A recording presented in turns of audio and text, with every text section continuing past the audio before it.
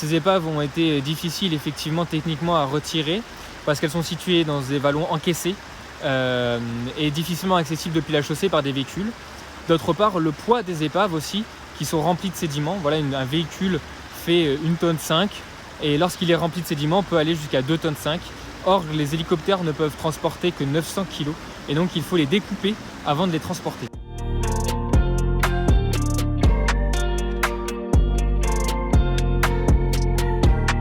Ce qu'il faut savoir, c'est qu'à la suite de la tempête Alex, les accès ont été très compliqués pour faire nos observations.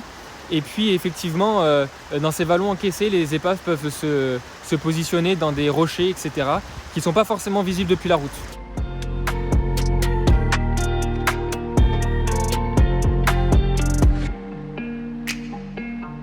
Il reste effectivement des carcasses, en l'occurrence, qui sont compressées, qui sont écrasées.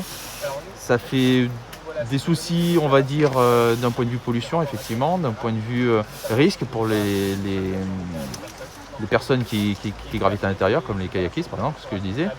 Mais également, ça risque de faire des suraccidents, c'est-à-dire que ça fait des points durs dans un cours d'eau qui risquent d'accumuler petit à petit les branches, d'autres déchets, et qui, en cas de crue, de montée des eaux, de se libérer d'un coup et de faire une vague d'eau.